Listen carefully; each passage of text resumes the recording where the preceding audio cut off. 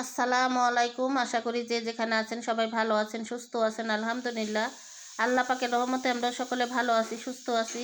তো সকাল সকালে কিন্তু ঘুম থেকে ওঠা হয়েছে। তো ওঠার পরে ঘর দুয়ার ঝাড়ু দিলাম, ঝাড়ু দেওয়ার পরে হচ্ছে নাস্তা করলাম। নাস্তা করার পরে এখন একটু চা খাইতেছি আর কি, কারণ সকালে উঠলে চা না খেলে ভালো লাগে না।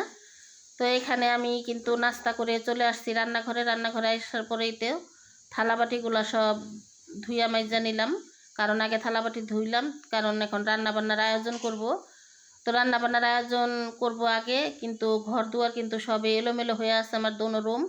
তো আগে চুলায় রান্না বসাবো, রান্না বসাই দিয়া তারপরে হচ্ছে ঘর দুয়ার গুছায় নিব। তো যাই হোক, আমার ভিডিওটি না টেনে সম্পূর্ণ ভিডিওটি দেখতে থাকুন, পাশেই থাকুন। ভালো লাগলে অবশ্যই একটা লাইক সাবস্ক্রাইব করে দিবেন। আর এখানে কিন্তু আজকে কিন্তু ভালোই রোদ উঠছে।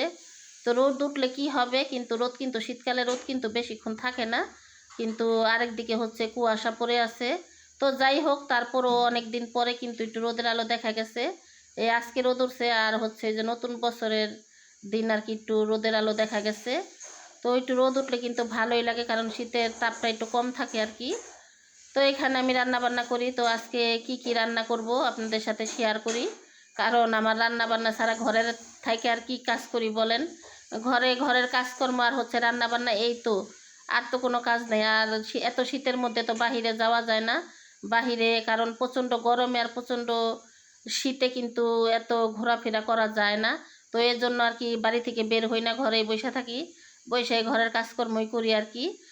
তো যাই হোক, আজকে আমি হচ্ছে রান্না করব হচ্ছে মিষ্টি কুমড়া ভাজবো, আর হচ্ছে লাউয়ের চোকলা, আর হচ্ছে সিম আলু, এগুলো চিংড়ি মাছটা ভাজি করব, শুটকি ভর্তা করব, চিংড়ি মাছের ভর্তা করব, আর ডাল তো চুলায় দেখলেনি বসানো।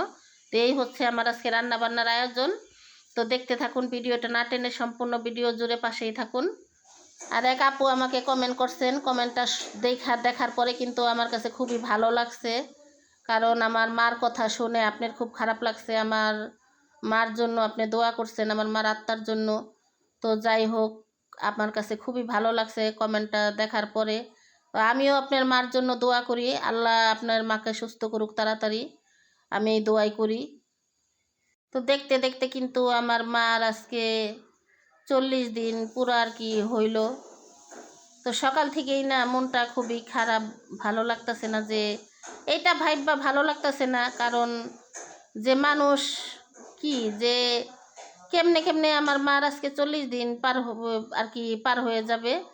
রাত হলেই তো 40 দিন পার হয়ে যাবে। তো লাগলো কি যে সেদিন মারা গেল, কিন্তু দেখেন দেখতে দেখতে কিন্তু 40 দিন হয়ে গেল।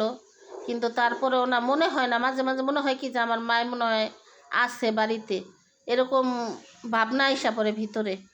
তো এখানে কিন্তু আমার রান্না বান্না শেষ, কথা বলতে বলতে এখানে এই যে লাউয়ের চোখলা ভাজি, আর হচ্ছে মিষ্টি কুমড়া ভাজা, চিংড়ি মাছের ভর্তা, আর হচ্ছে শুটকি ভর্তা আছে, ওই শুটকিটা আমি আর কি বাগার দিছি বাইটা।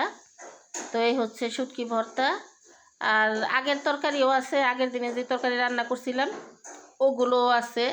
এই তো লাউ তরকারি রান্না করছিলাম, এগুলো আছে। আবার সাথে কিন্তু ডালও রান্না করছি। তো যাই হোক, এখন আমরা খাওয়া দাওয়া করব।